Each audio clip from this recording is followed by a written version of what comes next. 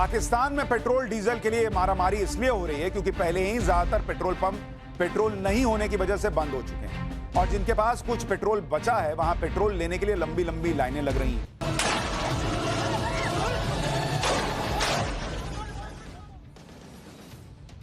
देखिए, Iran America war की वजह से पाकिस्तान में पेट्रोल डीजल के लिए हाहाकार मच गया। पाकिस्तान में पेट्रोल डीजल की कीमत कैसे रॉकेट बन गई इसके बारे में बताऊंगा, लेकिन पहले देखिए कि कैसे पेट्रोल डीजल के लिए पाकिस्तान में गोली तक चलने लगी। ये तस्वीरें पाकिस्तान के सियालकोट की बताई जा रही है, जहां एक कार ड्राइवर ने पेट्रोल पंप के स्टाफ पर ही फायरिंग कर दी। आरोप है कि कार ड्राइवर करीब 40 मिनट तक पेट्रोल लेने के लिए लाइन में खड़ा रहा, लेकिन उसकी बारी आने पर पेट्रोल पंप के स्टाफ ने पेट्रोल खत्म होने की बात कहकर उसे लौट जाने के लिए कहा। इस बात पर वो वहां पे झड़प शुरू हो गई। देखते ही देखते बवाल इतना बढ़ गया कि कार के ड्राइवर ने पिस्तौल निकालकर गोली चला दी। इस घटना में पेट्रोल पंप के एक कर्मचारी की मौत हो गई है, जबकि एक गंभीर रूप से घायल हुआ। तो ये वो हाहाकार है जो दुनिया भर में मचना शुरू हो गया। भाई, पेट्रोल के लिए गोली चल गई। पाकिस्तान से आई एक और तस्वीर देखिए। यहां पेट्रोल लेने पहुंचे लोगों को जब पेट्रोल नहीं मिला तो उनका गुस्सा भड़क गया।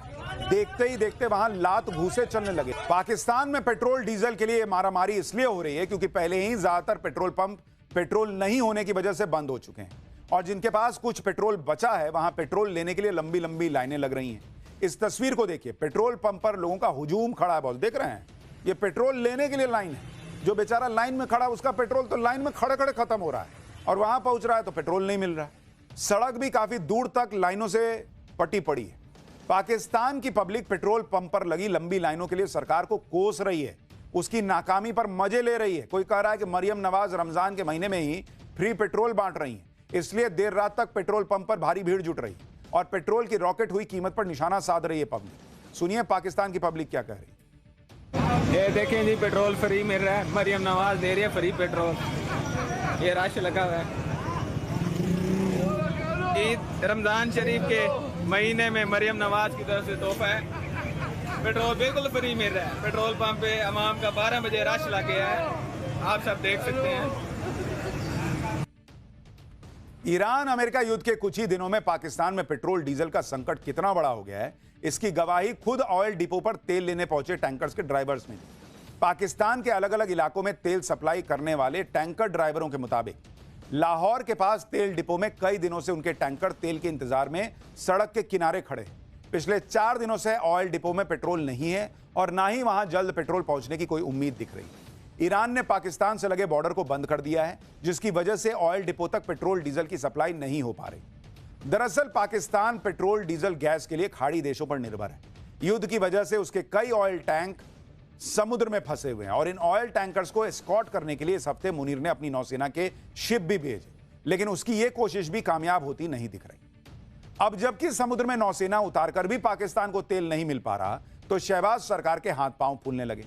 आनन फानन में पेट्रोल डीजल और गैस बचाने के लिए लॉकडाउन जैसे फैसलों का ऐलान किया और पब्लिक पर महंगाई बम फोड़ दिया।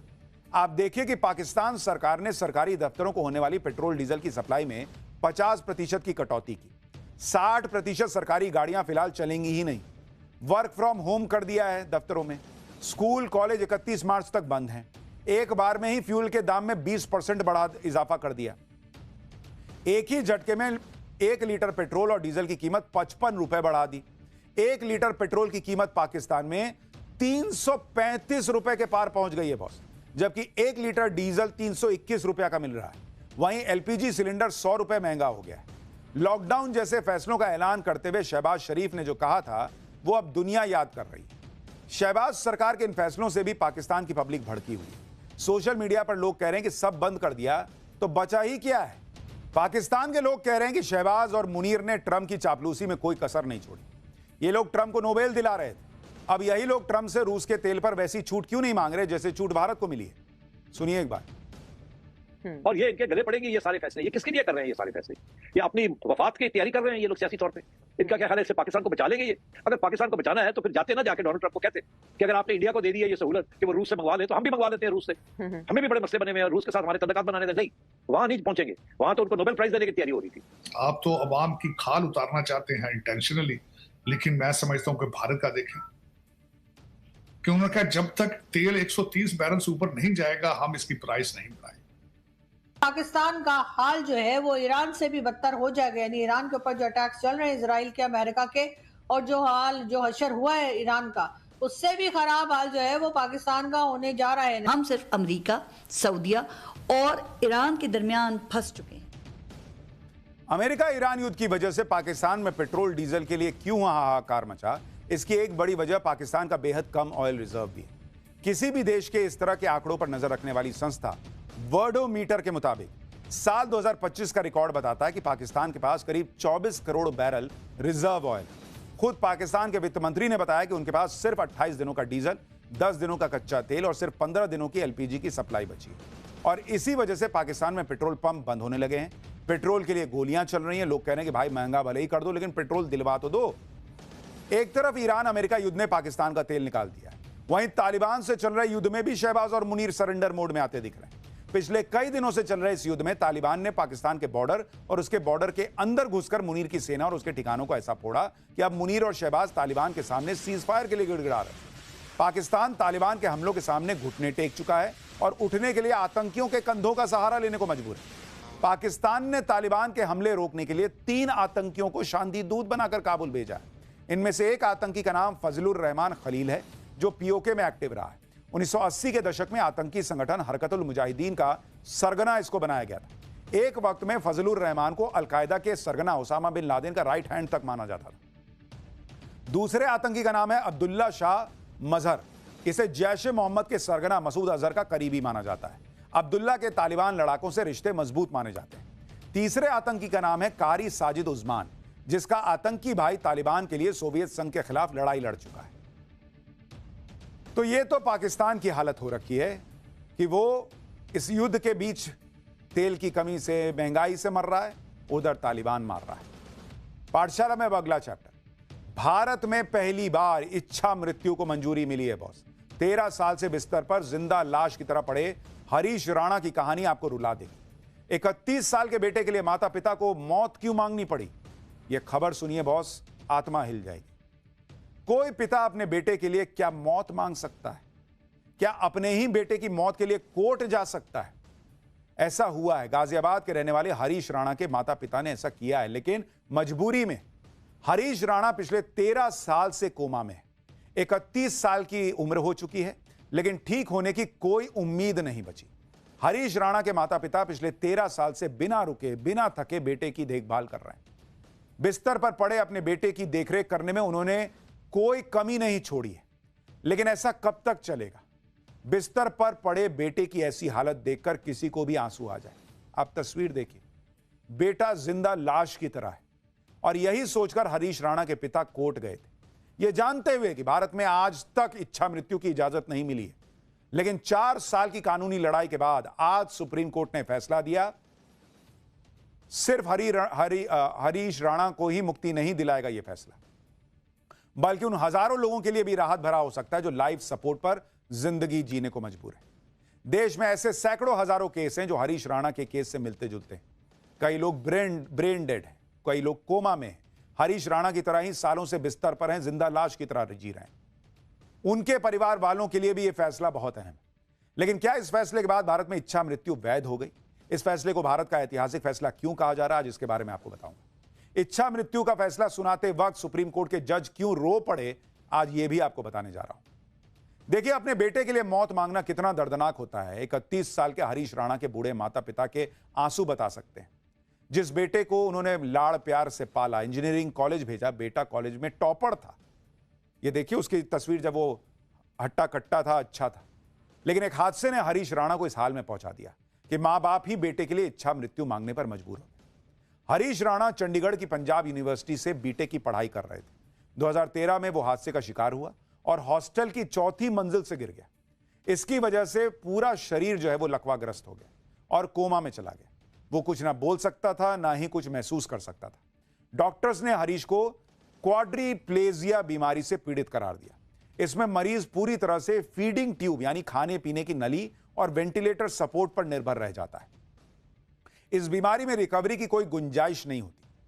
13 साल से बिस्तर पर पड़े होने की वजह से बेड सोर्स यानी गहरे घाव बन गए हैं उसके शरीर पर। हालत लगातार खराब होती जा रही है। यह स्थिति हरीश राणा के लिए बहुत दर्दनाक है। परिवार के लिए उन्हें ऐसे देखना मानसिक रूप से परेशान करने वाला है। वेंटिलेटर, दवाइयों, नर्सिंग और देखभाल पर कई साल से इतना खर्च हो चुका है कि परिवार आर्थिक रूप से भी टूट चुका है। ऊपर से बेटे को रोज ऐसी हालत में देखना। अब जब हरीश राणा को सुप्रीम कोर्ट ने इच्छा मृत्यु की इजाजत दे दी है तो सुनिए पिता ने क्या कहा। हम दोनों बूढ़े हो रहे हैं, 63 साल मेरी उम्र हो रही है, 60 के लगभग उसकी हो रही है। ये मेरा अपने लड़के का मामला नहीं है, ऐसे इस भारत देश में पता नहीं कितने लड़के पड़े हैं।